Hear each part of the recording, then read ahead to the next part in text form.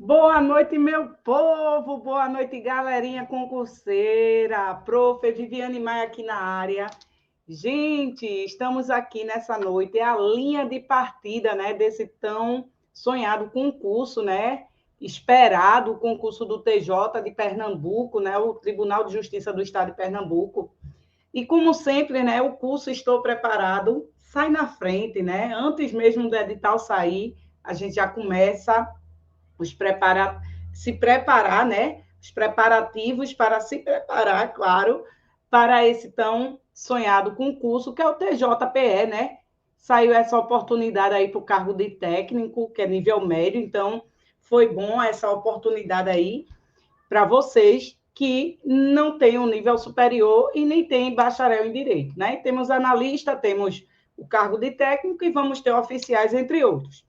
Tá certo? A banca aí já está direcionada, né? Foco total na banca IBFC, que inclusive foi que organizou o concurso de 2017.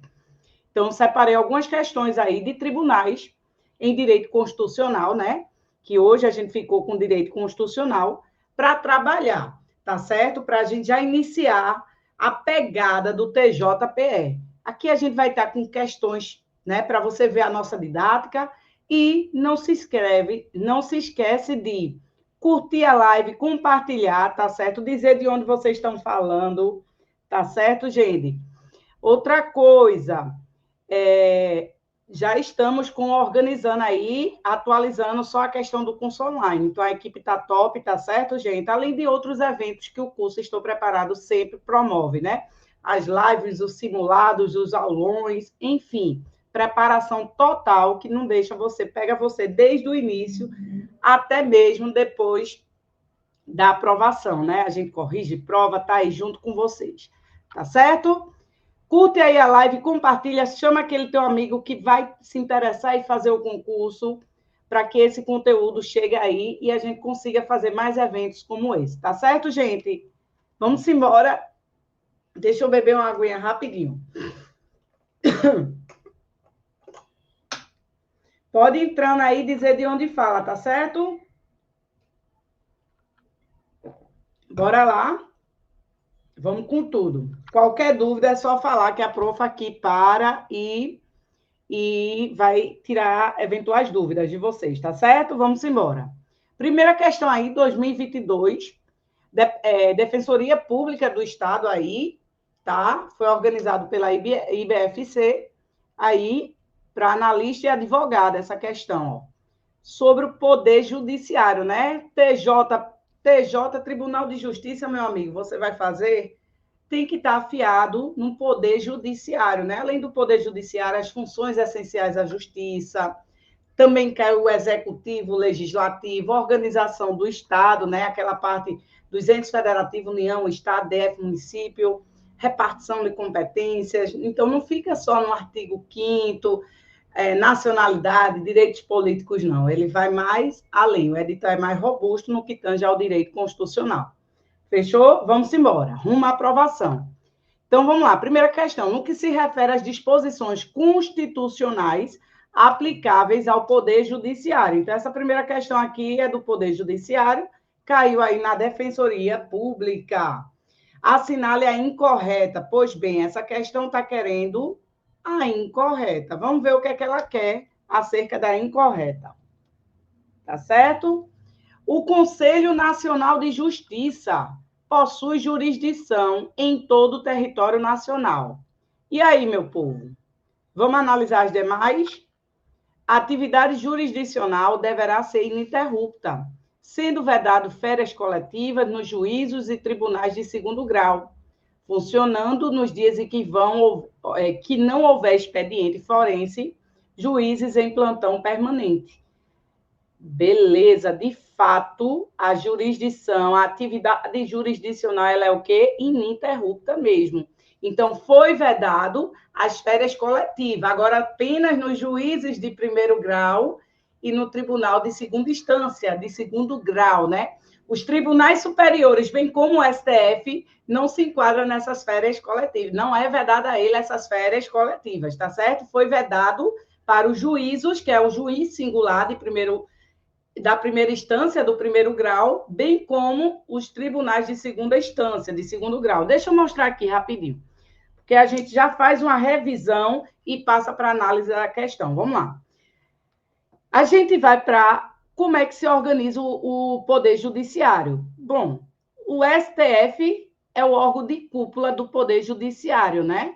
Ele é o guardião da Constituição e o órgão de cúpula dentro do Poder Judiciário. Beleza.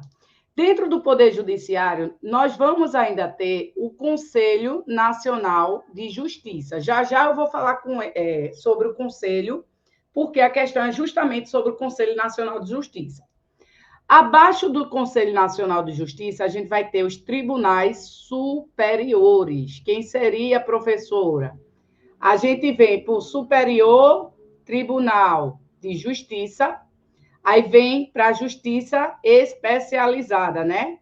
A gente vem para o Tribunal Superior do Trabalho, a gente vem para o Tribunal Superior Eleitoral e a gente vem para o STM, que é Superior Tribunal Militar. Abaixo do STJ, aqui são os tribunais superiores. Já já eu boto também para ficar bem bonitinho. Abaixo do STJ, a gente vai ter a Justiça Estadual, Tribunal de Justiça, exemplo, TJPE, e também teremos o TRF, que é a Justiça Federal, Tribunal Regional Federal, né? Aqui teremos o TRT, Tribunal Regional do Trabalho, TRE, e os tribunais militares. Aqui a gente vai ter o juiz de direito, que é o juiz de primeiro grau, são juízes estaduais. Então, quando se fala em juízos, a gente está falando um juiz singular, que é o juiz de primeiro grau, de primeira instância, né? Aí temos abaixo do Tribunal Regional Federal, a gente vai ter os juízes federais, os juízes trabalhistas, os juízes eleitorais e as auditorias militares. Juízes militares, né? Beleza? Então, veja, aqui eu já vou te pontuar que aqui seria a justiça, aqui a justiça, ó, justiça comum, que subdivide em justiça estadual e justiça federal. Então, no que tange a justiça comum, ela bifurca, né? Entre justiça estadual e justiça federal. Aí, aqui, a partir daqui, a gente tem o que a gente chama de justiça especializada.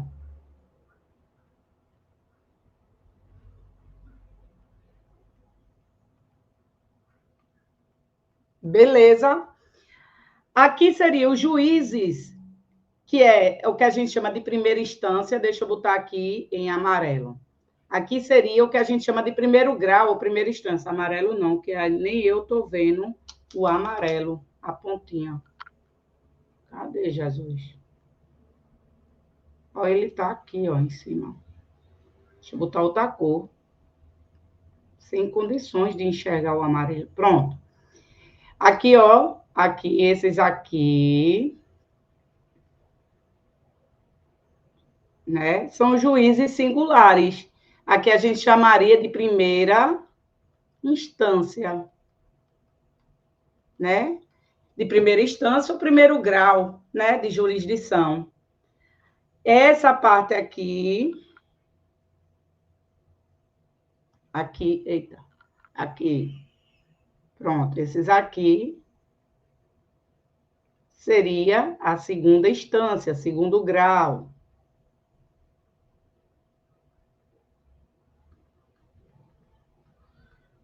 Segundo grau. E esses aqui, ó, STJ, vamos lá. Vou botar outra cor para dar uma diferenciada. STJ, TST, TSE e STM são os tribunais superiores, meu povo. Aqui são os tribunais superiores. Tá certo? De boa. Beleza. Trazer agora uma informação importante. Veja. A função do Poder Judiciário, a função típica do Poder Judiciário é exercer a jurisdição, né? A função típica,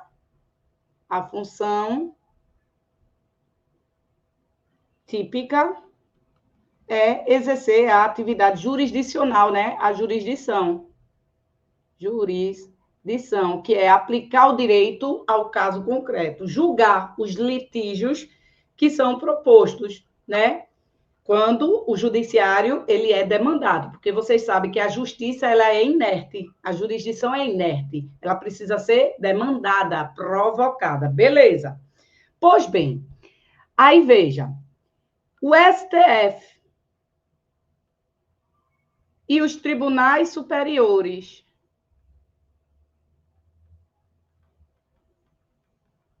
bem como o CNJ, Conselho Nacional de Justiça, eles têm sede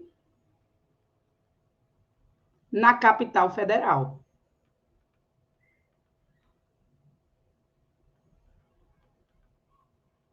Beleza? Já diz lá no inciso.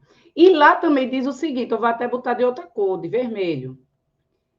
Não, vermelho não, senão vai confundir ali, deixa eu ver. Roxinho, não, roxo já tem. Misericórdia, azul, verde. Pronto. Aí lá fala, logo em seguida, né, o STF, os tribunais superiores, bem como o CNJ, eles têm o quê? Eles têm sede na capital federal, Brasília, né? Beleza. Aí logo em seguida vem e diz o seguinte, ó, bora para a caneta. O STF e os tribunais superiores. Quem são os tribunais superiores? O STJ, o TST, TSE e STM. Aí lá fala o seguinte, ó, o STF e os tribunais superiores têm jurisdição em todo território nacional. Então, não confunda, é um inciso atrás do outro. Um, ele inclui o CNJ, o outro, ele não inclui. Por que nesse segundo ele não inclui? Porque o CNJ não exerce a jurisdição. O CNJ, embora seja um órgão que pertence ao Poder Judiciário, é um órgão integrante da estrutura do Poder Judiciário, é um órgão que não aplica o direito ao caso concreto.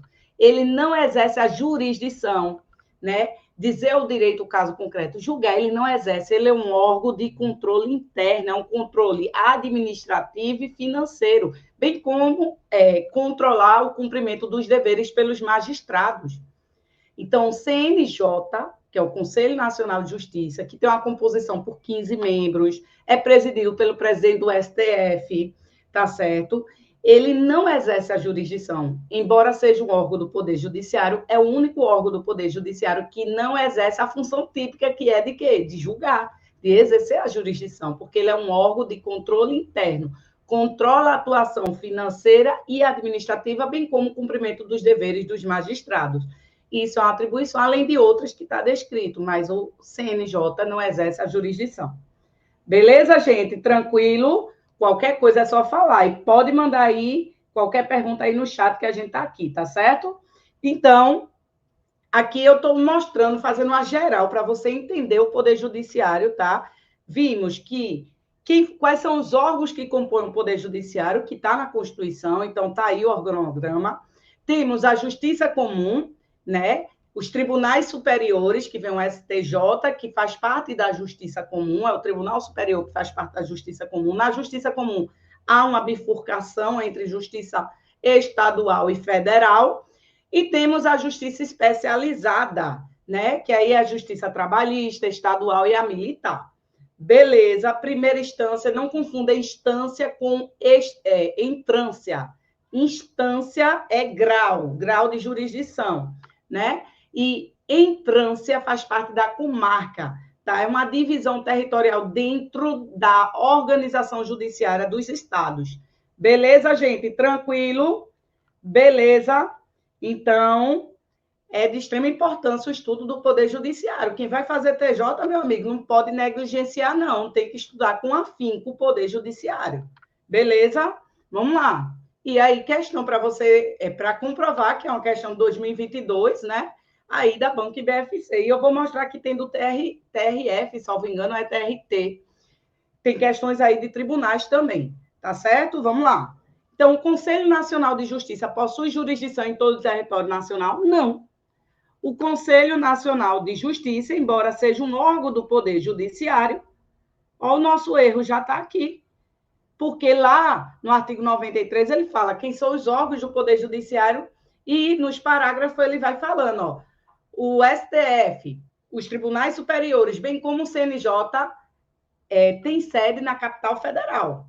Aí depois ele bota apenas quem? O STF e os tribunais superiores. Já deixou de fora o CN, o Conselho Nacional de Justiça, né? E disse que eles exercem jurisdição em todo o território. Então, o CNJ, o Conselho Nacional de Justiça, não exerce a jurisdição, embora seja um órgão pertencente da estrutura do Poder Judiciário, porque ele tem uma atribuição de fazer o controle interno do Poder Judiciário, atuação financeira, atuação administrativa desse poder, bem como fiscalizar o cumprimento dos deveres funcionais por parte dos magistrados. Beleza, meu povo? Tranquilo aí essa questão. Então, de cara aí, letra A de aprovado seria o erro da questão. A letra B está correta? Sim. A atividade jurisdicional ela é ininterrupta, por isso que foi vedada as férias coletivas. Agora, foi vedada aonde, professora? Nos juízos, que é de primeira instância, e no de segunda instância. Os tribunais superiores e o STF, não. As férias coletivas no âmbito dos tribunais superiores do STF não foi vedado. O que foi vedado foi no âmbito da segunda instância e dos juízos singulares. Tranquila aí, de boa? Bora simbora, posso seguir? Eduardo Silva, então o CNJ não tem jurisdição em território? Não, professora, não, Eduardo.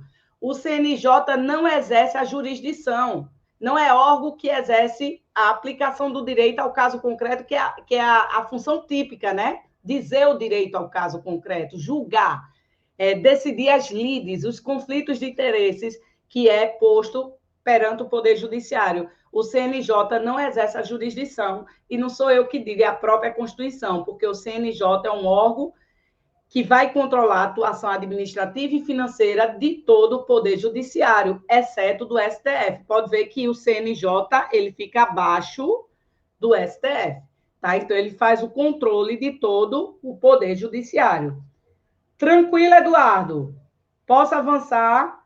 De boa. É porque eu estou acompanhando as perguntas aqui no celular, beleza? Meu computador está com os slides. Mas vamos trabalhar já mais para a gente ver também as informações importantes. Então, lembrar que, de fato, a atividade jurisdicional ela é ininterrupta, inclusive vai ter juízes de plantão. Então, as férias coletivas no âmbito do primeiro e segundo grau são vedadas, beleza? Vai ter juízes em plano permanente. Essa vedação às férias coletivas não ocorre no âmbito dos tribunais superiores, bem como do STF. Beleza? Vamos embora. A letra C. Compete privativamente aos tribunais propor a criação de novas varas? Sim, quem vai propor a criação de novas varas é o próprio tribunal. E um quinto dos lugares dos tribunais regionais federais será composto de membros do Ministério Público com mais de 10 anos de carreira e advogado de notório saber jurídico, reputação ilibada, com mais de 10 anos de efetiva atividade. Certo, o quinto constitucional, veja, via de regra, os juízes, eles devem fazer concurso público, é a regra, né? O cargo inicial, quando você ingressa na carreira como membro do Ministério Público, é de juiz substituto, tá certo? Vai fazer um concurso de provas e títulos, a OAB vai acompanhar todas as fases desse concurso e esse que for aprovado, ele tem que comprovar 3 anos de atividade jurídica, que não se restringe apenas ao exercício da advocacia, tá certo?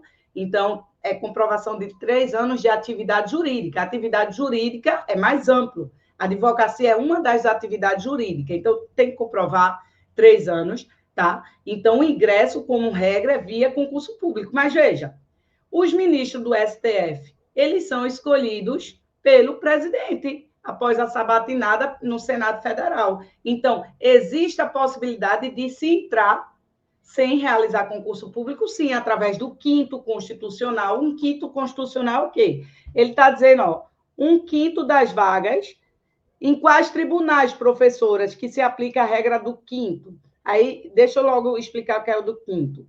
1/5 vai ser para membros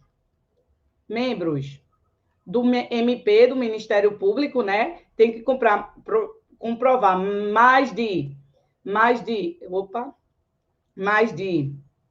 10 anos na carreira, tá? E também os advogados regulamentos inscritos aonde? Na OAB, certo? Aí aqui ele tem que comprovar mais de 10 anos de atividade profissional, notório saber jurídico,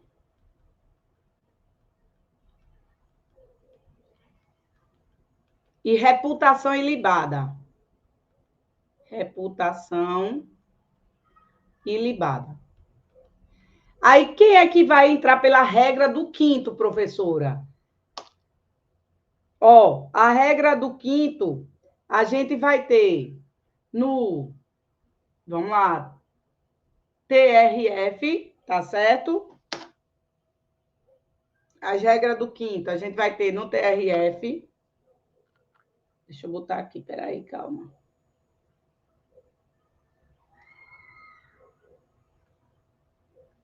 Nos TJs estaduais, no TST e nos tribunais regionais do trabalho, tá certo? Então, TRF, TJ dos estados, TST e TRT, tá vendo aqui? Que aqui, se eu passar para cá, não vai ficar legal. Deixa. Eles vão vir membros oriundos. Vai ter de carreira? Vai. O juiz singular que entrou na primeira instância, eles vão ser promovidos, sim, né? Eles vão chegar na última entrância para depois ser promovido, certo? Beleza. Mas vai ter membros nos tribunais que são oriundos de onde? Membros da OAB, bem como membros do Ministério Público, tá certo? Que vai entrar pela regra do quinto. O STJ não tem a regra do quinto, professora? Não, tá certo? Então, vamos lá.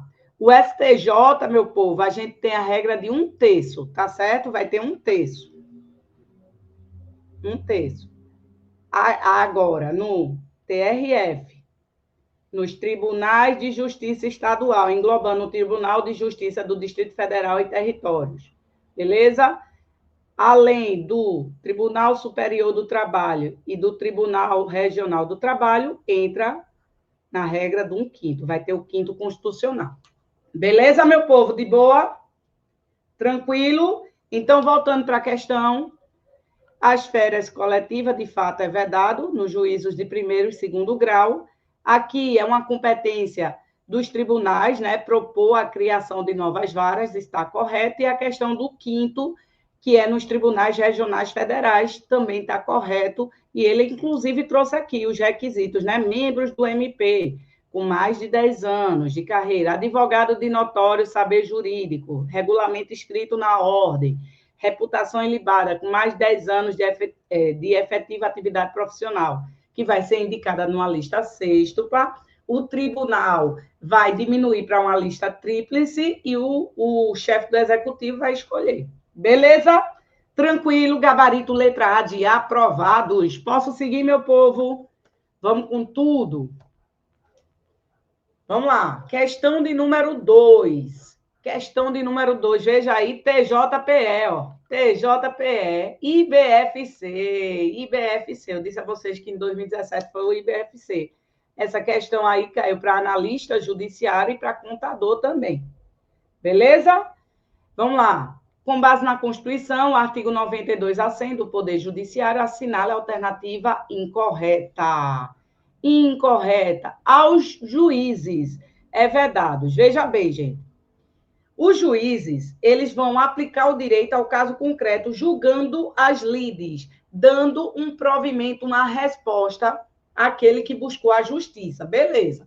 Então, veja, para que os juízes, ele tem que ser o quê? Imparcial. Ele não pode nem pender para a parte A, porque o processo, como é que acontece? É um triângulo, né? A relação processual. Então, veja, aqui tem o Estado, na figura do juiz, que é ele que vai proferir uma decisão, é ele que vai exercer a jurisdição, aplicando o direito ao caso concreto. Aqui está o autor e aqui está o réu. Aqui são as partes do processo.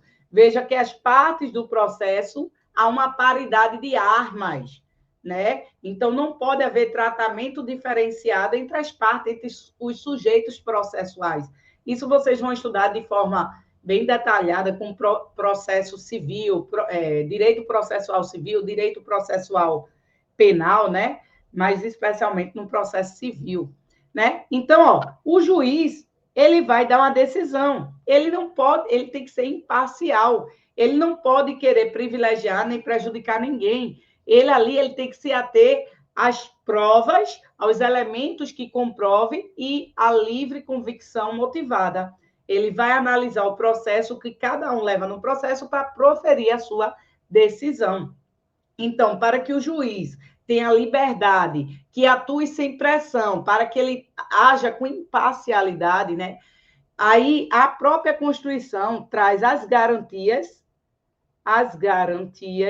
aos magistrados. Quando eu falo dos magistrados, eu estou falando dos juízes, desde o juiz singular até os ministros.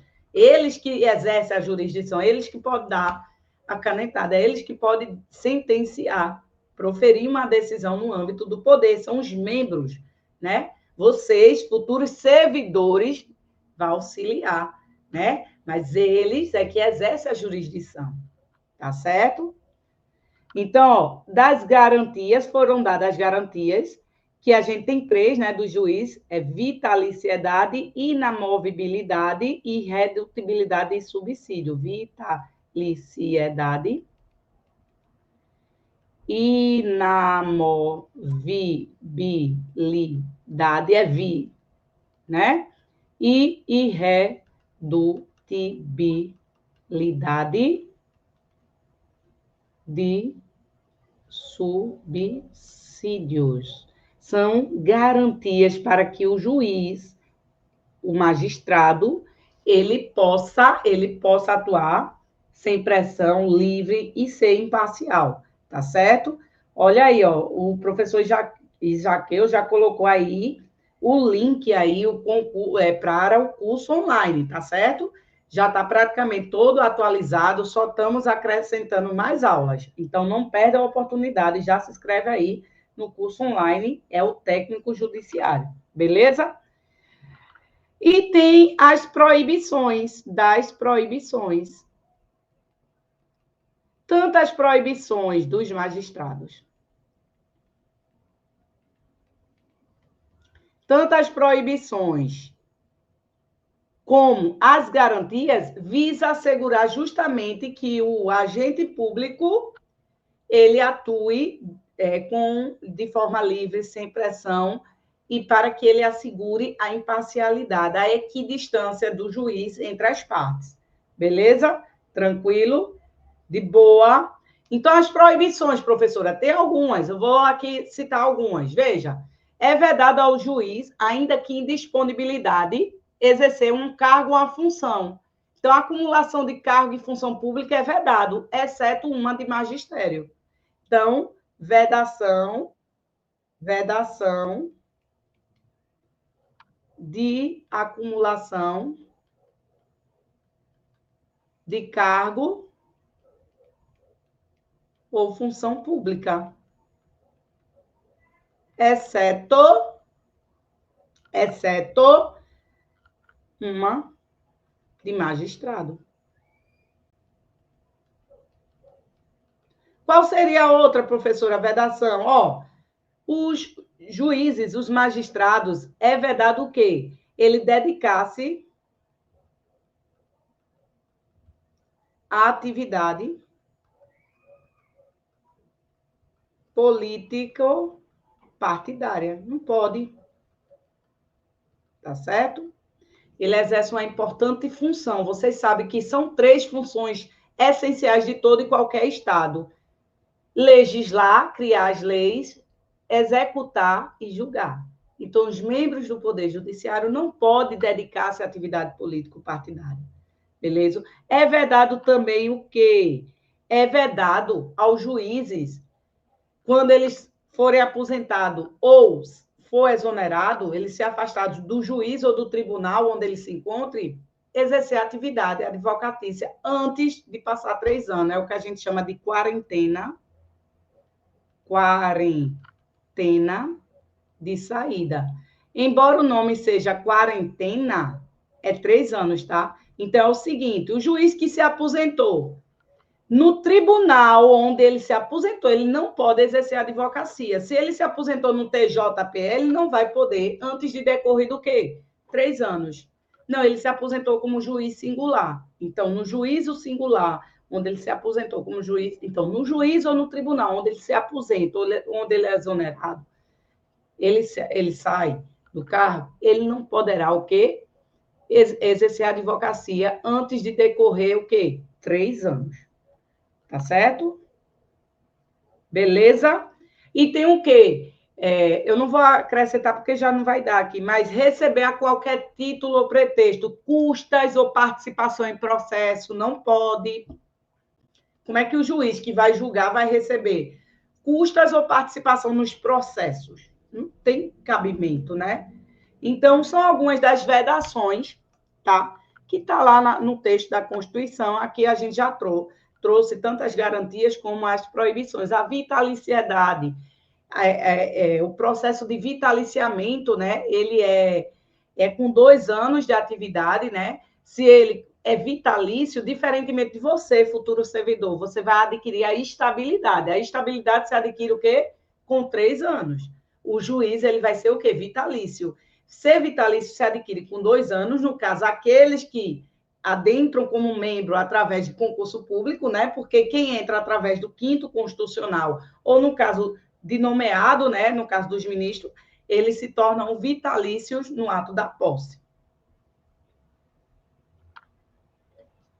E esses são 2 anos.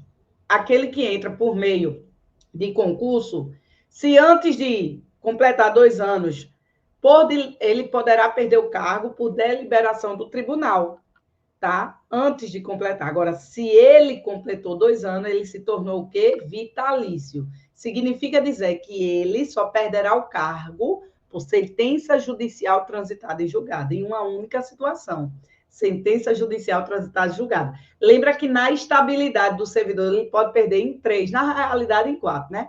3, sentença judicial transitada e julgado, processo administrativo que assegure contraditório e ampla defesa, e a questão do avaliação periódica de desempenho. Lembra disso, né? Eles podem lecionar sendo juiz, sim. O magistério, sim. Tá certo? Eduardo, depois de 3 anos, ele pode voltar, professora.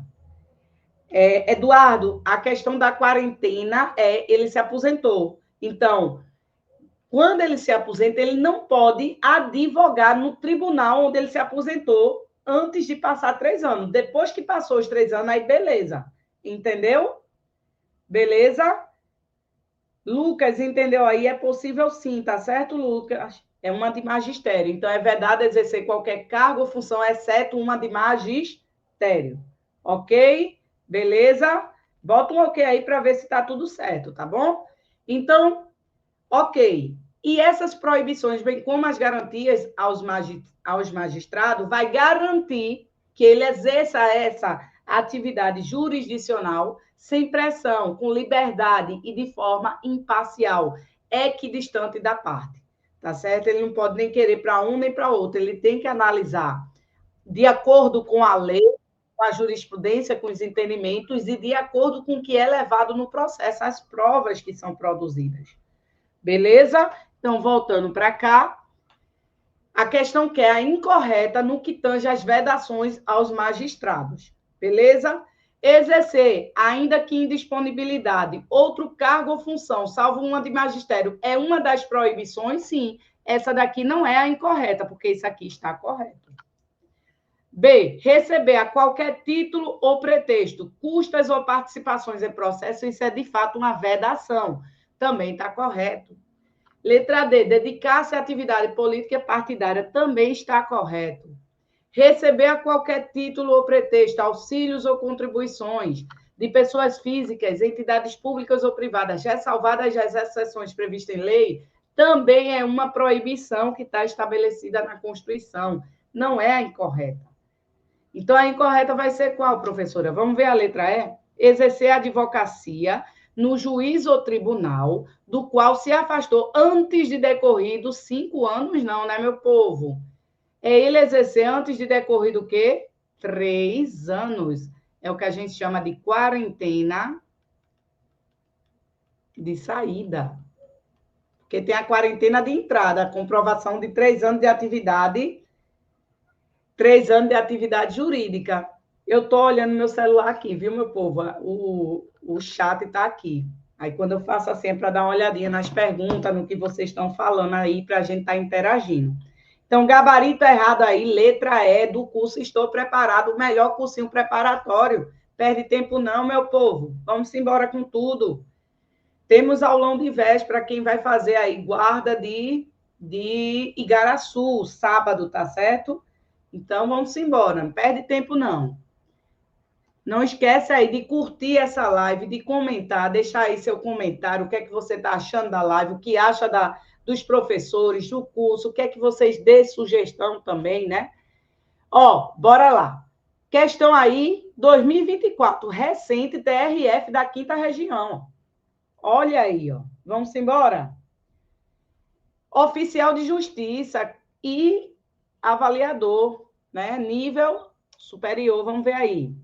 A respeito das disposições gerais do Poder Judiciário disciplinar na Constituição de 88, assinala a alternativa correta.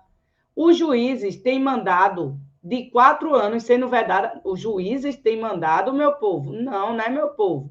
No CNJ, que é o Conselho Nacional de Justiça, que é um órgão que não exerce a jurisdição, é um órgão que é composto por 15 membros, presidido pelo presidente do STF, que é um órgão que vai controlar a atuação financeira e administrativa do Poder Judiciário.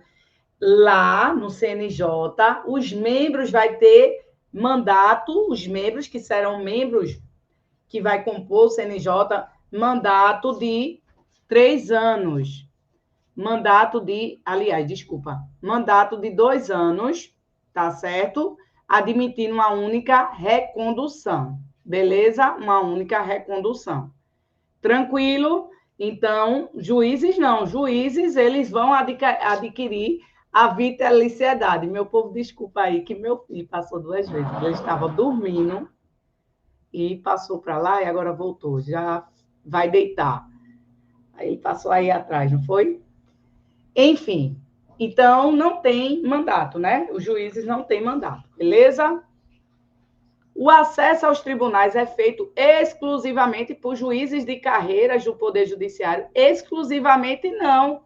Claro que a regra é o concurso. O cargo inicial para quem vai ingressar como membro do Poder Judiciário, como juiz, vai ser como juiz substituto. Vai fazer concurso público de provas e títulos, acompanhado todas as fases pela OAB. Ele tem que comprovar 3 anos de atividade jurídica, tá? Mas lembra que eu falei que tem pessoas que vão adentrar por meio do 5º constitucional, 1/5 das vagas vão ser... Só um minutinho, meu povo.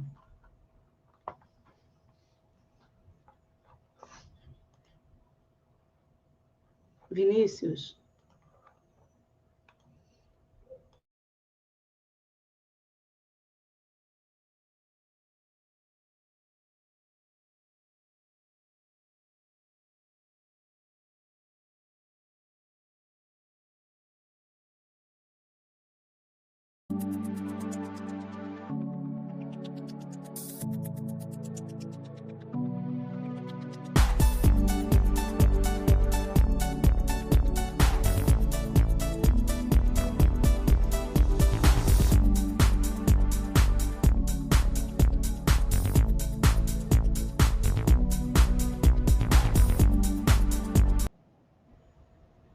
Voltei, meu povo.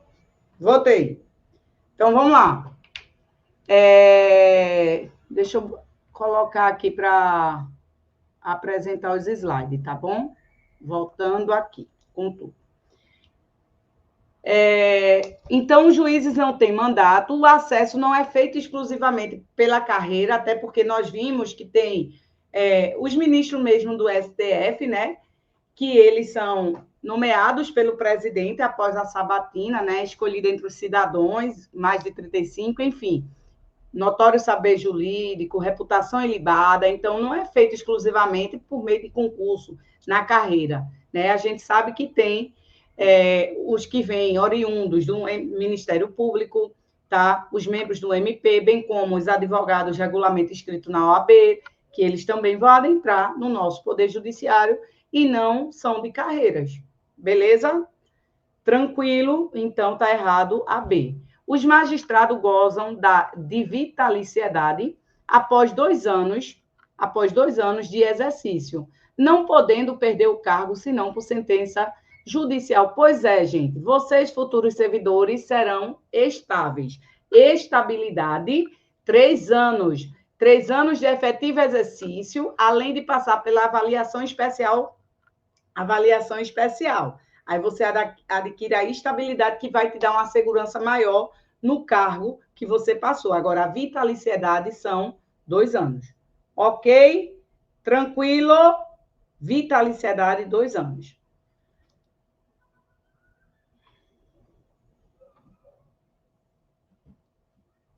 O Poder Judiciário tem assegurado autonomia administrativa, mas não tem assegurado, tem sim, autonomia financeira e administrativa, tá certo? Então, tá errada essa daqui também.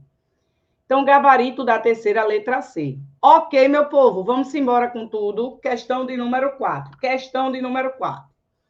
Banca IBFC TJ 2022, oficial judiciário e assistente técnico. No que se refere às funções essenciais à justiça, prevista no capítulo 4 da Constituição Federal de 88, analisa as afirmativas abaixo. Beleza? Vamos lá. Veja, as funções essenciais à justiça. Quais são os órgãos que exercem as funções essenciais à justiça? Deixa eu botar logo aqui para vocês. Das funções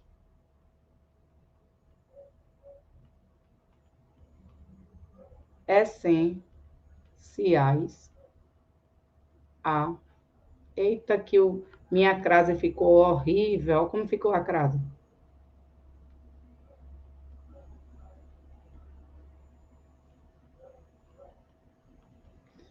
Quais são, professor, as funções essenciais à justiça? Olha o mnemônico dama. Dama. Dama, professora? Sim, você tem que lembrar da dama. Bora lá. Defensoria Pública.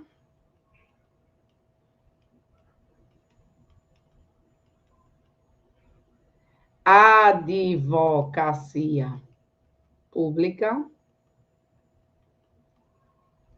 Ministério Público e advocacia privada. Tá certo? Lembrando que as funções essenciais à justiça, esses órgãos, defensoria, advocacia, ministério, advocacia privada, que se encontra lá, são os advogados de regulamento inscritos na ordem, na OAB, né? Eles não integram nenhuma da estrutura dos três poderes. Nós temos três poderes, legislativo, executivo e judiciário. Eles não integram, eles são órgãos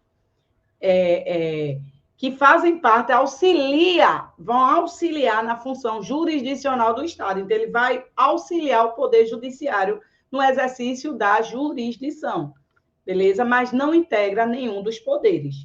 Tranquilo, são órgãos autônomos, independentes, beleza? Vamos lá. Aí, o que é que ele quer saber? Ele quer que você saiba o que seria, qual era o papel constitucional, a missão da Defensoria Pública, a missão da Advocacia Pública, do Ministério Público, bem como da Advocacia Privada. Veja, quando a gente vai para a Defensoria Pública, lembra que a gente estuda lá no artigo 5º, né? Aqueles que comprovarem insuficiência de recursos, os necessitados, eles terão assistência jurídica integral e gratuita. Essa assistência jurídica integral e gratuita será proposta por quem? Pela Defensoria Pública, tá? Então, é ela que vai defender em todos os graus de jurisdição, né? Os direitos dos necessitados, daqueles que são hipossuficientes, ou seja, eles não têm como marcar com as custas processuais, eles pedem o auxílio da Defensoria Pública, né? Os necessitados. Então, a gente tem a Defensoria Pública. A Advocacia Pública. A Advocacia Pública, por exemplo, Advogado-Geral da União, a AGU, é um órgão federal, né? É um órgão que vai fazer a representação judicial e extrajudicial da União, bem como prestar consultoria e assessoria jurídica do Poder Executivo. Isso é o poder da advocacia pública, para advogar para o Estado, para a União. Beleza? A Defensoria é o advogado dos necessitados. O Ministério Público é o custos legis. O Ministério Público é o fiscal da ordem jurídica. O Ministério Público é ele que deve defender a ordem jurídica, o regime democrático, os direitos sociais individuais indisponíveis. É a missão constitucional do Ministério Público, entre outras. Eu estou dando apenas um resumo, para você saber identificar. E a advocacia privada é o advogado. Somos nós, né, os militantes aí na atividade advocatícia, tá certo? O advogado é essencial à função jurisdicional, tá certo? E ele, no exercício da função, ele é inviolável, tá? Então, vamos lá para a questão para dar uma analisada. Vamos lá. Compete ao Ministério Público, fundamentalmente, a orientação jurídica. Deixa eu botar de vermelho, que fica melhor para a gente.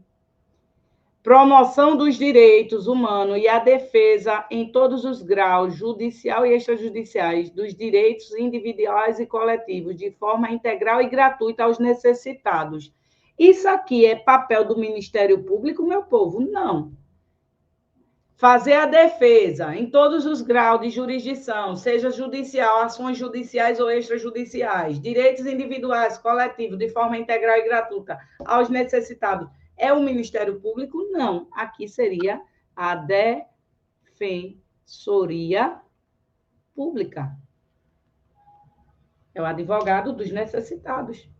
Então, está falso aqui. O advogado é indispensável à administração da justiça, certo? Advocacia privada, eu estou falando da advocacia privada, sendo inviolável por seus atos e manifestação no exercício da profissão nos limites da lei, certo? Aqui é o que a gente chama da advocacia privada. As defensorias públicas estaduais são assegurada autonomia funcional e administrativa, incumbindo-lhes a defesa da ordem jurídica, do regime democrático e dos interesses sociais individuais indisponível. Não cabe à defensoria pública. A defensoria pública vai fazer a defesa, ele vai entrar com ações judiciais ou extrajudiciais em prol dos necessitados, tá? Então, não é papel da defensoria. Defesa da ordem jurídica, do regime democrático e dos interesses sociais e individuais indisponível, cabe ao MP. E o Ministério Público, a gente tem Ministério Público da União, Ministério Público dos Estados. Ok? Então, isso daqui está errado. A Advocacia Geral da União é a instituição que, diretamente ou através de órgão vinculado, representa a União, judicial ou extrajudicialmente, claro. Ela vai estar representando em ações judiciais no âmbito do Poder Judiciário ou no âmbito administrativo, cabendo-lhe nos termos de lei complementar que dispuser sobre sua organização e funcionamento as atividades de consultoria, certo? As atividades de consultoria e assessoramento do poder executivo, corretíssimo aí. Gabarito aí, 1 e 4, deixa eu ver aqui, qual foi a que está correta. Não, 1 está falso, é 2 e 4. 2 e 4, gabarito aí, o que, meu povo? Gabarito dessa quarta, letra E do curso Estou Preparado. Olha aí, top. Fechou? De boa aí? Posso seguir, meu povo? Tão calado. Dá uma curtida, joga aí um coraçãozinho, rapaz. Vamos lá. Questão de número 5. Vamos adiantar isso aqui. Vamos, questão de número 5. Questão de número 5. O Ministério Público tem uma função essencial na justiça. Ele é o responsável pela ordem jurídica, o regime democrático, os interesses sociais, certo? O Ministério Público da União compreende os ministérios citados abaixo, diante do exposto, assinale a alternativa incorreta. Ele quer o que não é Ministério Público da União. Veja, nós temos o Ministério Público e ele pode ser Ministério Público da União e Ministério Público dos Estados. O Ministério Público da União, nós temos, ele se subdivide em Ministério Público Federal, Ministério Público do Trabalho, Ministério Público Militar e o Ministério Público do Distrito Federal e Territórios.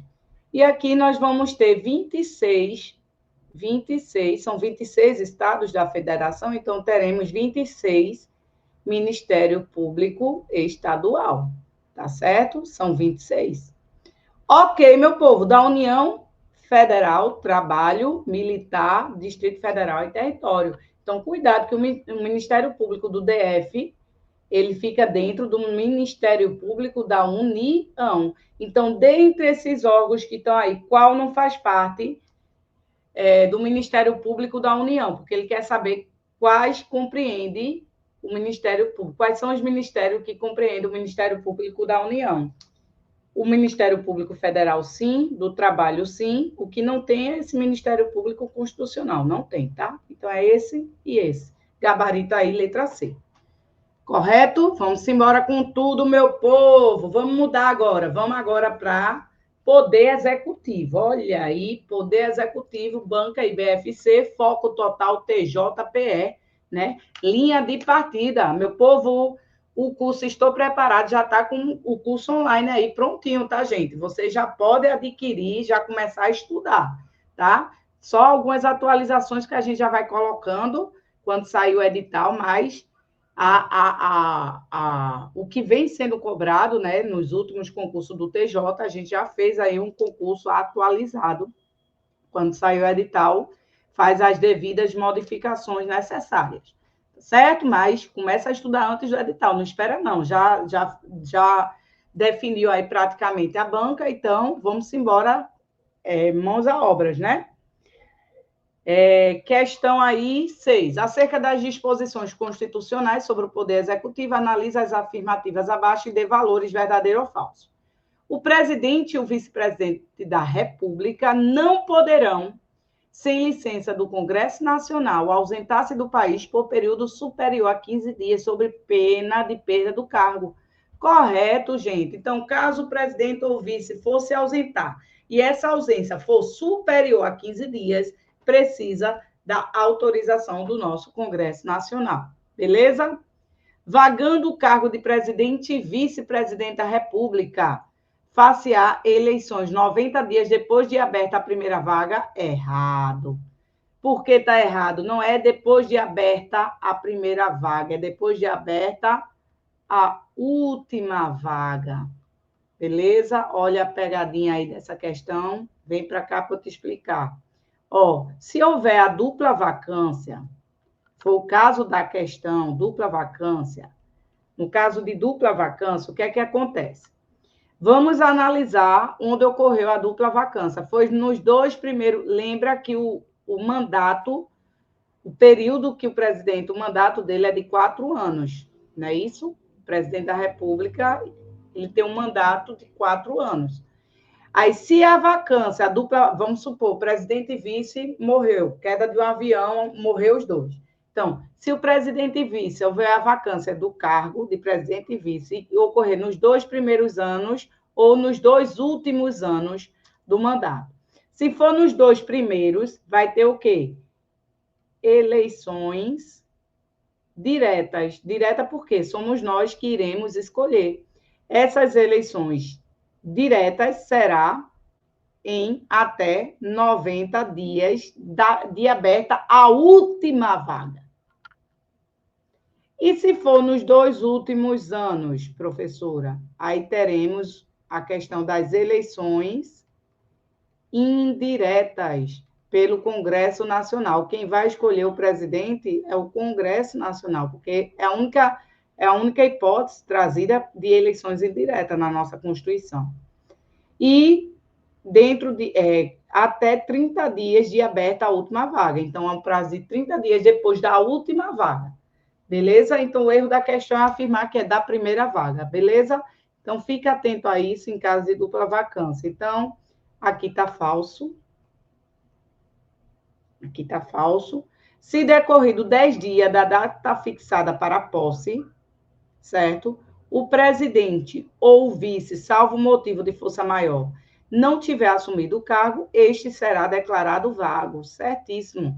Então, da data fixada para a posse, se ele não tomar posse, presidente e vice, dentro de 10 dias, salvo motivo de força maior devidamente justificado, vai haver a perda do cargo. O cargo será declarado vago. Beleza? O cargo será declarado vago, então VFV, né? VFV. Questão aí, VFVB. Questão de número 6, gabarito aí, letra B. Vamos embora, questão de número 7. Questão de número 7. E aí, meu povo, estão gostando? O que é que está achando? Vocês silenciaram, foi, rapaz? Começaram falando com a profa, depois deu uma caladinha. Pode interagir, viu? Eu sei que são assuntos que quem vem estudando para concurso não é tão de estudar, né? O Poder Judiciário, agora o Executivo, já vem o Legislativo, mas se tratando de tribunal, a gente tem que abarcar esses assuntos, né? Além de outros, mas são importantíssimos, principalmente o Poder Judiciário, já que se trata de um concurso para o Poder Judiciário, para um tribunal. No que se refere às disposições da Constituição Federal, de 88, sobre o Poder Executivo, assinale a correta. Beleza. Assinale a correta. Se decorridos 10 dias da data fixada para a posse, o presidente ou vice, salvo motivo de força maior, não tiver assumido o cargo, deverá ser chamado o segundo candidato mais votado. Não. A gente acabou de ver isso na outra questão. O cargo será declarado vago. Ele perde, né? O mandato de presidente da República é de 4 anos e terá início no dia 5 de janeiro. No dia 5 de janeiro do ano seguinte ao de sua eleição. E aí, estaria certa a letra B? Qual seria o gabarito aí? Gabarito é letra B, meu povo. Olha, teve uma emenda em 2021, tá certo? Então, hoje não, desculpa, vai ser a partir das eleições de 2026. A emenda constitucional, eu não lembro, 611 de 2021. A partir das eleições de 2023, tá certo? O mandato do presidente da República, de fato, vai ter início no dia 5 de janeiro. Tá certo? Presidente. Tá? Presidente e vice da República, né? Então, vai ter início no dia 5 de janeiro. Eita. República. Tá certo? Ok. Ô, professora, houve mudança do governador? Sim. Então, presidente dia 5, governador no dia 6 do 1, tá certo? E prefeito no dia 1. Então, questão de letra B corretíssima, é o gabarito. Mas vamos ver o erro das demais. O presidente e o vice da República não poderão, sem autorização da Câmara, não, né, meu povo? Sem autorização do Congresso. É o Congresso Nacional. Eles não podem se ausentar do país sem a autorização do Congresso por período superior a 10 dias, não, período superior a 15 dias. Então, presidente e vice da República, se fosse ausentar do país por período superior a 15 dias, então, mais que 15 dias, superior a 15 dias, ele precisa da autorização do Congresso Nacional, não é da Câmara. Em caso de impedimento do presidente e do vice, ou vacância dos respectivos cargos, serão sucessivamente chamados ao exercício da presidência. O presidente do STF, o da Câmara, errado. Ele quer saber a linha de sucessão. Pronto, veja. Lembre-se que o vice-presidente, ele que é o substituto, ele é ao mesmo tempo substituto em caso de afastamento temporário do presidente, é ele que substitui, mas ele é o único que é o sucessor. O sucessor é o definitivo. O presidente da República morre, ele assume definitivamente o vice. Agora, se houver dupla vacância, ele tem a questão das eleições. A depender se é nos 2 primeiros ou 2 últimos, beleza. Mas, vamos supor aí, em caso de impedimento, tanto do presidente como do vice, quem é que pode substituir temporariamente?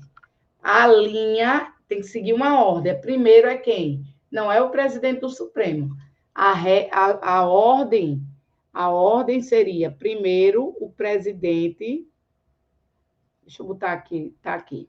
Então, a ordem sucessória de substituição do presidente da República, substituição temporária, primeiro presidente seria o vice-presidente. Mas no caso, está dizendo, em caso de impedimento ou afastamento do presidente e do vice, se o vice não pode, aí vem os demais, né? São 3. Aí vem o presidente. O primeiro que está na ordem é o presidente da Câmara dos Deputados. Depois, o presidente do Senado Federal, para depois vir o presidente do Supremo Tribunal Federal. É o que a gente chama de linha sucessória. Eu não diria nem sucessória, eu acho incorreto utilizar o termo sucessório, porque isso seria uma linha de substituição, porque esses daqui irão substituir temporariamente. Eles não podem concluir. Só quem vai ser o sucessor, o único sucessor e substituto é o vice. Ele pode ser sucessor e substituto do presidente. Mas presidente da Câmara, do Senado, eles são apenas substitutos temporários. Beleza? Então, aqui estaria o quê? Incorreto. Gabarito, letra B. Vamos para a questão de número 8, meu povo. Vamos embora, meu povo. E aí, tá gostando da aula? Tá tranquilo? Tá favorável? Deixa eu beber um golinho.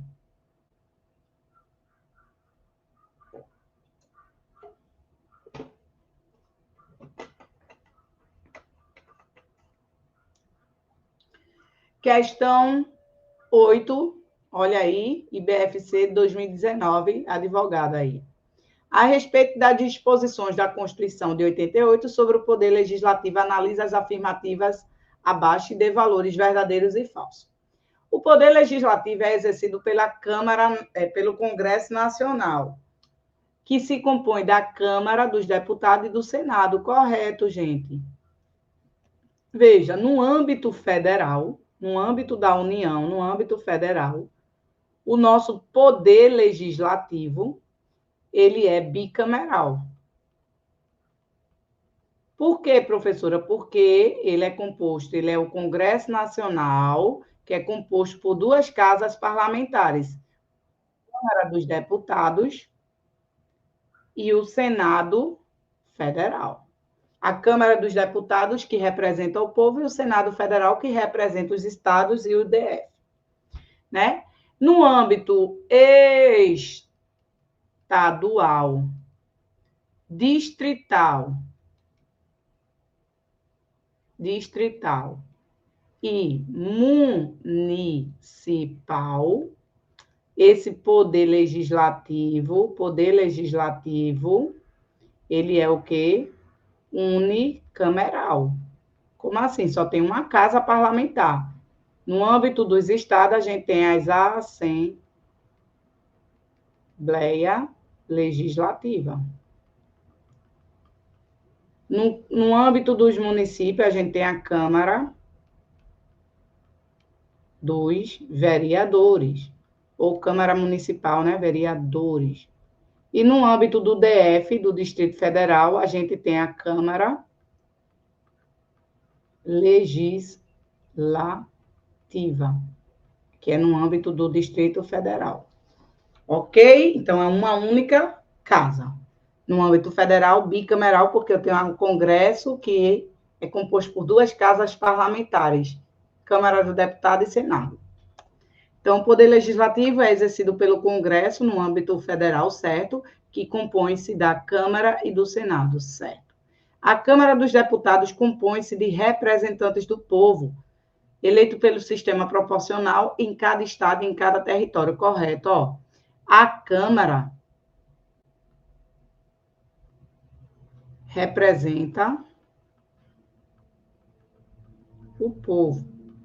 E eles são eleitos pelo sistema eleitoral proporcional, onde o voto não vai no candidato, não vai no deputado, vai no partido, tá certo? Já o Senado Federal, então, é proporcional e é proporcional ao número da população. Já os senadores, ele representa os estados e o Distrito Federal. E eles são eleitos pelo sistema eleitoral, aqui é eleitoral, mas nem concluí, eleitoral majoritário. Beleza? Onde o voto vai nele mesmo. Número fixo, tá certo? Então, vamos lá. Tá certo aqui, tá certo, verdadeiro. Cada território elegerá 3 deputados, errado. 4 deputados. Embora, voltando para cá, embora a Câmara O número de deputados vai ser proporcional ao número de habitantes, tá certo? E não é o número de eleitores, no mínimo 8, no máximo 70, tá? No âmbito dos territórios, hoje a gente não tem território federal. Lembre-se que território é possível ser criado por meio de lei complementar, artigo 18, parágrafo 2º. Mas se for criado, será um número fixo de 4 deputados, no âmbito do território. Beleza? Então, aqui está o quê? Falso. Verdadeiro, verdadeiro e falso. Gabarito da 8ª questão aí, letra B. Ok, meu povo? Tranquilo? Vamos embora. Questão de número 9. Questão de número 9. Em relação às contas do Poder Executivo, assinale a alternativa correta, tá? As contas do Poder Executivo serão submetidas ao Poder Legislativo, com parecer prévio do Tribunal de Contas ou órgão equivalente. Ó, deixa eu trazer uma situação aqui para vocês, rapidinho. Veja, lembra que o Poder Legislativo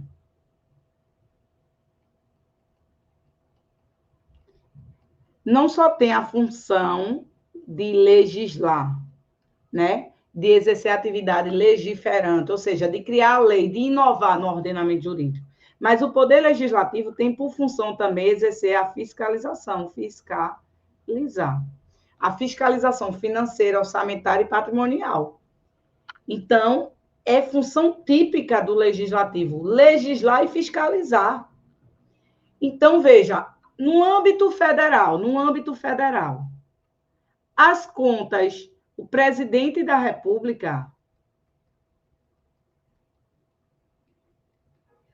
ele tem um dever de prestar conta. O dever, e ele tem um prazo de 60 dias. Ele tem um dever de prestar conta. Quem é que vai julgar? Quem julga as contas? Quem julga? Quem vai julgar, deixa eu apagar aqui que ficou julgas. Quem vai julgar? Quem julga as contas do presidente? Quem julga as contas será quem?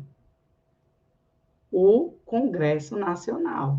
Quem vai julgar as contas do presidente é o Congresso. Com auxílio de quem? Com auxílio do Tribunal de Contas da União, se tratando do âmbito federal. Estou no âmbito federal. E como é que acontece no âmbito estadual? Da mesma forma. Quem vai julgar as contas do governador? A Assembleia Legislativa. Congresso Nacional é o poder legislativo no âmbito federal, que é bicameral, mas quem julga as contas é o Congresso. No âmbito estadual, quem julga as contas do governador é a Assembleia Legislativa, auxiliado pelo Tribunal de Contas do Estado. O Tribunal de Contas, ele não faz parte do legislativo, não. Ele é um órgão independente que vai fazer essa atividade técnica, vai dar seu parecer. Ele faz a fiscalização orçamentária, financeira do poder público e vai auxiliar o legislativo nessa função de julgar as contas do presidente ou do governador.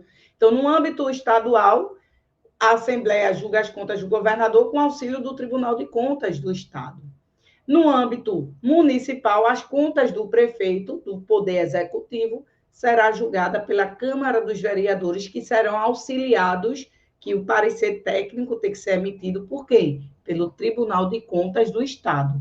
Via de regra, gente, como regra, é vedado a criação de tribunais de contas ou conselhos de conta no âmbito dos municípios. Então, quem vai auxiliar o legislativo no âmbito municipal é o Tribunal de Contas do Estado. Aqui em Pernambuco, quem vai julgar as contas do prefeito de Recife, quem vai ser? Vai ser a Câmara de Vereadores do Recife. Auxiliado por quem? Pelo Tribunal de Contas do Estado. Porque no âmbito municipal é vedada a criação de tribunais de contas, ressalvado 2 tribunais de contas que existiam antes da Constituição de 88, que é o Tribunal de São Paulo e Rio de Janeiro. Beleza? Tranquilo? Então, ó, as contas do Poder Executivo serão submetidas ao Poder Legislativo com parecer prévio do Tribunal de Contas ou órgão equivalente, Gabarito aí, letra A de aprovados. É a correta. As contas do Poder Executivo serão submetidas ao Poder Judiciário? Não. Quem julga é o Congresso Nacional, que tem a atribuição de fiscalizar também, fazer esse controle externo, né, do Executivo. Controle também é assunto de direito administrativo, né? Quando no município não houver Tribunal de Contas ou órgão equivalente, o juiz eleitoral deverá designar períodos contadores para... Não, quem vai auxiliar na fiscalização, junto com a Câmara, vai ser o Tribunal de Contas do Estado. As contas do Poder Executivo terão parecer prévio do Tribunal Regional? Não tem nada a ver parecer do Tribunal Regional Eleitoral, não tem nada a ver contas, fiscalização financeira, contábil, orçamentária com Tribunal Eleitoral, minha gente. O Poder Executivo prestará contas apenas no final do... anualmente, né? No final do mandato, não, é errado. Então, gabarita aí, letra A de aprovação, rumo ao TJPE, vamos com tudo, meu povo. Questão, olha aqui o texto da Constituição. O controle externo a cargo do Congresso será exercido com auxílio do Tribunal de Contas da União, ao que compete apreciar as contas prestadas anualmente, pelo presidente da República, mediante parecer prévio que deverá ser elaborado em 60 dias. Olha aí, questão de número 10. Vamos lá, vamos embora com tudo. Os princípios fundamentais que regem a administração pública no Brasil são apresentados no artigo 37 da Constituição. Analisa as afirmativas abaixo. Aqui é sobre organização política administrativa, né? Quando a gente trata aí. Mas aí ele está especialmente naquela parte que ele trata da administração pública, do artigo 37 em diante, né? Os princípios fundamentais da administração pública são legalidade, impessoalidade, moralidade e publicidade. Aqui ele faltou, né? Aqui ele faltou dizer eficiência. Eficiência. Os princípios constitucionais expressos no artigo 37 é o famoso LIMP. Legalidade, impessoalidade, moralidade, publicidade e eficiência. A eficiência adentrou por meio de uma emenda à Constituição em 98. Então, 10 anos depois da nossa Constituição. Afirmativa 2. Vamos ver. O princípio da legalidade exige que a administração pública atue em estrita conformidade com a lei, certo? E só faça o que a lei permite. Porém, em situação de urgência, é admissível que os agentes públicos atuem em desconformidade com a legislação vigente? Claro que não. Entenda, a gente tem a legalidade para o particular, que é ninguém é obrigado a fazer ou deixar de fazer alguma coisa, senão em virtude de lei. Artigo 5º, essa legalidade que é para os particulares em geral, ele vigora a autonomia da vontade. Se não houver lei proibindo ou determinando, a conduta para o particular é o quê? É permitida. Então, a legalidade do artigo 5º é para o particular. Se não houver proibição nem determinação, se não houver lei, a conduta é permitida. Então, vigora a autonomia da vontade. Para os agentes públicos em geral, vocês, futuros servidores, a administração pública só pode agir, atuar, se uma prévia lei autorizar. E ele não pode atuar contra a lei, em desconformidade com a lei. Ele tem que atuar quando uma prévia lei em sentido amplo. Então, na ausência de lei, o agente público não atua. Já o particular, na ausência de lei, ele pode atuar. A atuação dele é permitida. Porque a legalidade dele diz o seguinte, a autonomia da vontade. Ninguém vai ser obrigado a fazer, nem deixar de fazer, senão em virtude de lei. Então, aqui está errado, porque ele disse atuando em desconformidade, não cabe. Então, está errado esse, está errado o 1 também. Vamos lá, questão 10. O princípio da moralidade obriga a administração pública a seguir padrões éticos, mesmo quando a lei permite atos que, embora legais, possam ser considerados imorais. Então, não é porque é legal que ele é moral. Então, a moralidade que se está buscando não é a moralidade subjetiva, é uma moralidade o quê? É uma moralidade objetiva.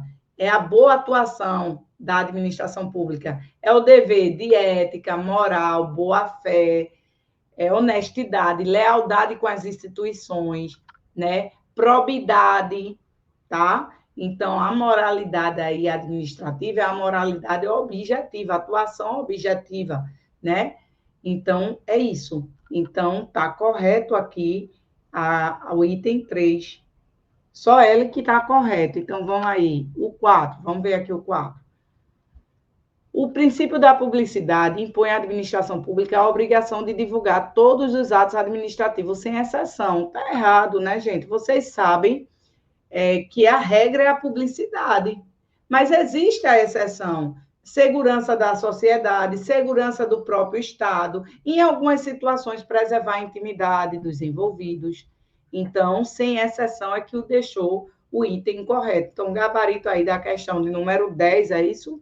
Gabarito C. Só a terceira está correta. Beleza? Tranquilo? De boa aí, meu povo? Vamos embora. Questão de número 11. Questão de número 11. Questão de número 11. TRF 2024. A Organização Política e Administrativa da República Federativa do Brasil compreende a União, os Estados, o DF e os municípios, todos autônomos nos termos da Constituição. Ao dispor sobre as competências dos entes federativos, prevê competências comuns entre a União, os Estados, Distrito Federal e município. Assinale a alternativa que apresenta competências comuns.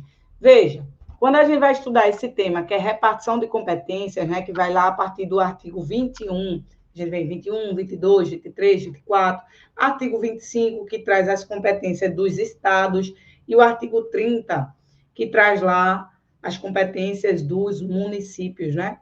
Aí temos competências administrativas, que é fazer algo, e temos competências o quê? Legislativa, legislar sobre determinado assunto. No que tange às competências administrativas, a gente tem competências exclusivas administrativas, tá? Eu estou tratando das administrativas.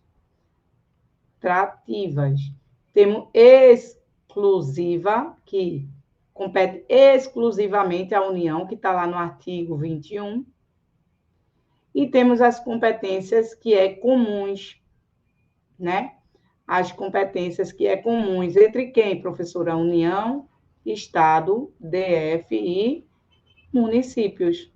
Está lá no artigo 23, tá? Então, é um fazer, não é legislar, é fazer algo.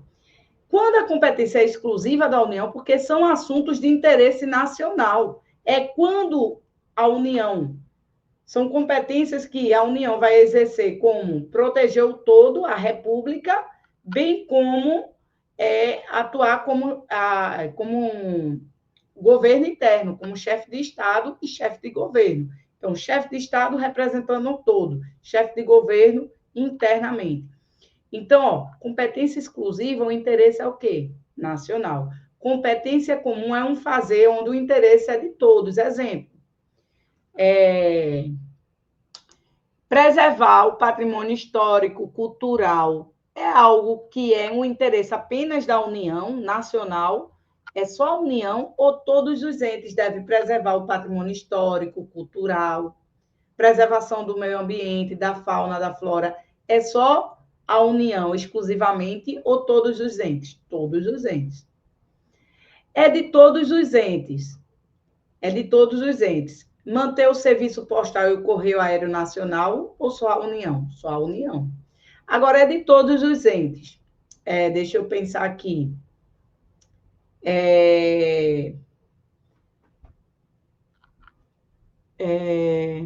Incentivar a cultura, a inovação, a tecnologia. É só a União ou todos os entes? Todos os entes. Então, é uma competência comum entre União, Estado, DF e município. Artigo 23. Então, cuidar da saúde e da assistência pública, da proteção e garantia das pessoas com deficiência, não cabe apenas à União. Então, é uma competência comum É algo que tanto a União como os estados, DF, município, devem atuar, cuidando da saúde do seu povo, a assistência pública, bem como garantia e proteção das pessoas com deficiências. Tá bom? Manter relações com os estados estrangeiros é algo que pertence ao interesse da União, interesse nacional. Ó, manter relações com os estados estrangeiros e participar de organizações internacionais é uma competência exclusiva da União. Manter o serviço postal também exclusiva da União. Organizar e manter o Poder Judiciário, Ministério Público Federal e dos Territórios e a Defensoria também é uma competência da União. Beleza? Tranquilo, gabarito aí, letra A de aprovados. Tranquilo? De boa? Vamos para a questão de número 12. Vamos embora. Aí, ó, TRF 2024. Ricardo, ao conversar com Joana, sua amiga de infância, sobre a proteção, ele falou sobre a proteção ao meio ambiente, decidem reunir um grupo de pessoas para promover um ato público em defesa do meio ambiente. A ideia seria de um ato sem armas, em local aberto ao público, sem que estivesse frustrando outro encontro anteriormente convocado para o mesmo local. Joana ficou tão animada com a responsabilidade de fazer o prévio aviso à autoridade competente. No título 2 da Constituição, são previstos direitos e garantias fundamentais. Assinala a alternativa que apresenta o direito que Ricardo e Joana querem exercer. Ei, eles estão querendo exercer o direito de locomoção, que é a livre circulação em território nacional em tempos de paz? Não. Quando ele fala, ó, proteção do meio ambiente, eles estão querendo exercer o direito ao meio ambiente? Não. Eles decidiram reunir um grupo de pessoas para promover um ato público. Mas veja, ele reuniu um grupo e esse ato seria sem armas, vai ser em locais abertos ao público, não vai frustrar outro encontro que foi anteriormente marcado. Todas essas características que ele está dando, a resposta só pode ser uma. É o direito de quê? De reunião. Artigo 5º, o direito de reunião é um direito individual, mas de exercício coletivo, que você exerce o direito de reunião, pode exercer conjuntamente com outro direito, né, manifestação do pensamento, enfim. E quais são as características, as condições que a Constituição traz? O direito de reunião tem que ser de forma pacífica, sem armas. Veja, que ela só queria reunir um grupo para um ato de proteção ao meio ambiente, né? E esse ato seria sem armas, em locais abertos ao público, não queria frustrar outra reunião. Então, sem armas, em locais abertos ao público, local aberto ao público, né? Sem armas, local aberto ao público, não precisa de autorização.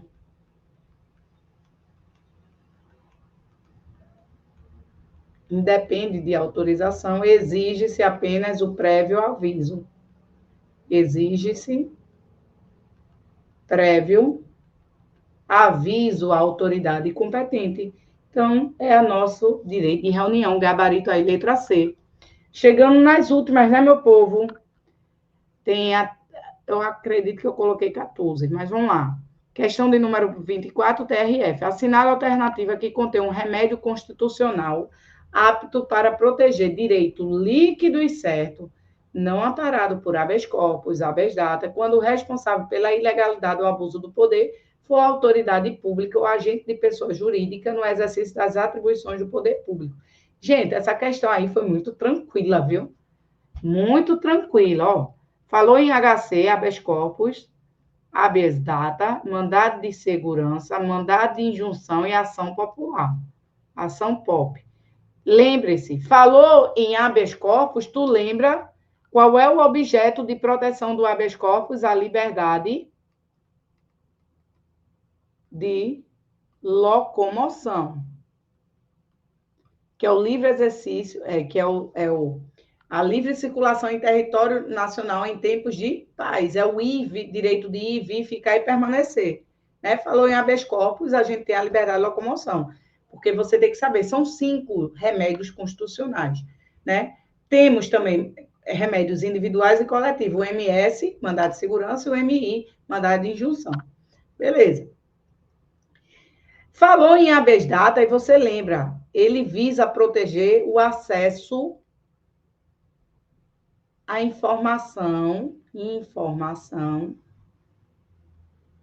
pessoal, tá? Não é toda e qualquer informação, é a informação pessoal, é o acesso, é a retificação,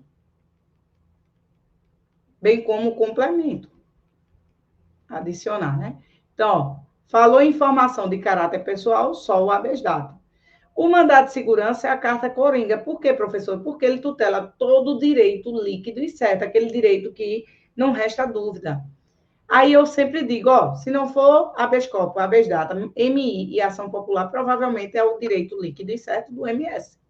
O MI, qual é o objeto de tutela? Normas de eficácia limitada. Falou aí, quando falar em falta de norma regulamentadora que inviabilize o exercício do direito. Aí seria o quê? O MI?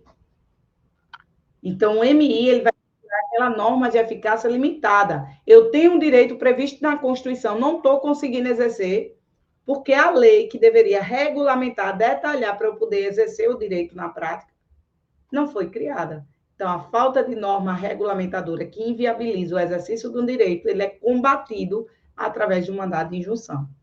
E a ação popular, vocês já sabem, né, que só pode ser proposta por cidadão.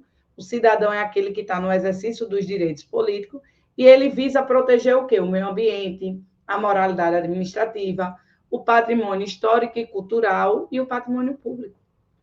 Então, veja, eu sempre boto o mandado de segurança como a ação coringa, porque se não for liberdade de locomoção, informação de caráter... Se a informação for de caráter pública, coletiva, geral, vai ser habeas data? Não, vai ser mandado de segurança. Então, quero exercer o direito de reunião, estou sendo impedida. Por quê? Porque o prefeito é contrário. Pronto.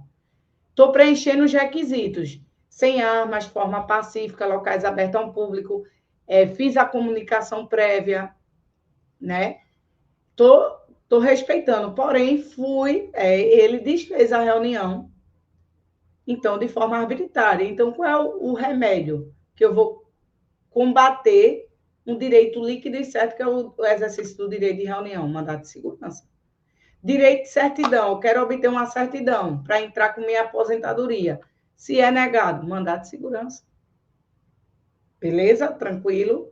Então, a carta coringa, mas aqui ele falou, pegou o texto da própria lei, por isso que eu disse que aí ele deu, aqui é para você não zerar a prova. Ele falou aí o texto da lei, direito líquido e certo na parada, aqui não tem outra resposta a não ser a letra D, mandado de segurança. Tranquilo? E para finalizar nossa aula de hoje, tá certo? Vamos fazer essa última aí, ó. Considerando o que dispõe a Constituição Federal acerca dos direitos e garantias fundamentais, analise as afirmativas abaixo. O mandado de segurança coletivo pode ser impetrado, entre outros, por organização sindical, entidade de classe e associação legalmente constituída em funcionamento há pelo menos 3 anos, não, é pelo menos 1 ano. Então, o MS coletivo, quem são os legitimados para propor? Partido político com representação no Congresso Nacional. Aí vem a organização sindical, a entidade de classe e as associações. Mas as associações é necessário, no mínimo, 1 ano de funcionamento. Tá certo? Errado 1. Falso. Os tratados e convenções internacionais sobre direitos humanos que forem aprovados em cada casa do Congresso em 2 turnos, por 3/5 dos votos dos respectivos membros serão equivalentes às emendas. Verdade e verdadeira. Artigo 5º, parágrafo 3º da nossa Constituição. Certíssimo. A prisão ilegal será imediatamente relaxada pela autoridade judiciária. Certo também. Não haverá penas de trabalhos forçados, salvo em caso de guerra declarado. Errado. Não haverá pena de trabalhos forçados. Ó, das penas vedadas ou proibidas. Não haverá, são 5. Não haverá pena de morte. Aqui é a única que tem ressalva, salvo em caso de guerra declarado. Certíssimo. 2. Não haverá penas de caráter perpétuo. Não haverá penas de trabalho